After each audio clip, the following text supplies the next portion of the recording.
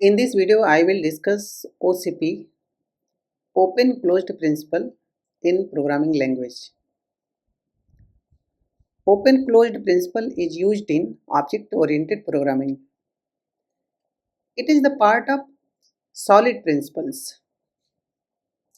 S for single responsibility, O for open closed, L for Lisco substitution, I for interface segregation, D for dependency inversion.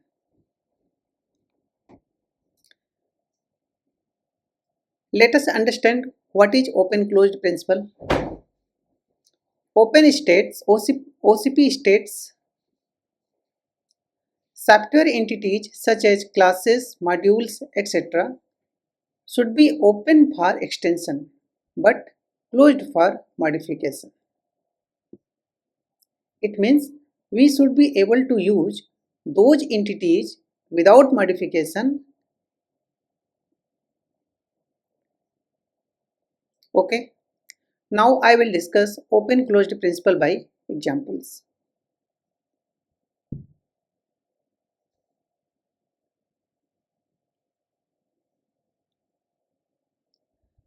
I have already created program. Look, this is a code that is not according to OCP. I have addition class, two properties, num1, num2, and the constructor is accepting those two values, and it has a calculate method that is just returning adding those two numbers. Now come to the main method. I am creating two objects of addition class and creating a list and then passing to a method that is find sum of results. It means I'm just adding the result of objects of addition. Addition object 1, this will add 10 and 15. Addition object A2, this will add 15 and 20, and those result will be added and it will be written by find sum of results. That is 60. It means 10 plus 15, result 1, again 15 plus 20, result 2, and add them. That will be 60. This is our code. Now suppose if I have another class as multiplication, then we need to create objects of multiplication. In that case, this code needs to be changed because here this is the list of addition and now I am creating another class as multiplication, so this method will not work. We need to change here if you want to use this method with multiplication. So let us write code using inheritance and polymorphism.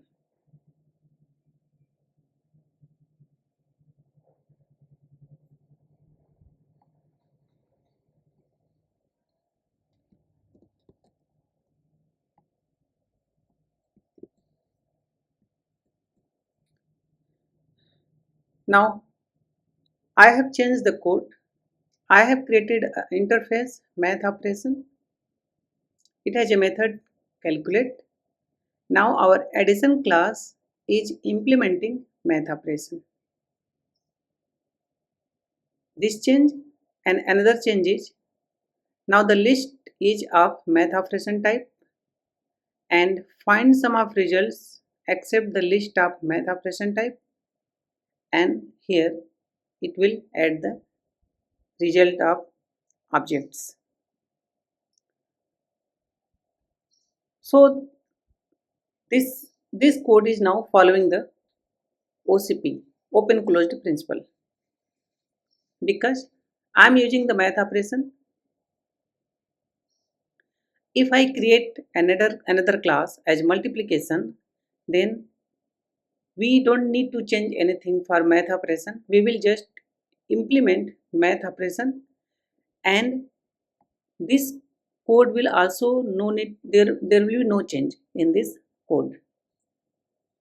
Let's see.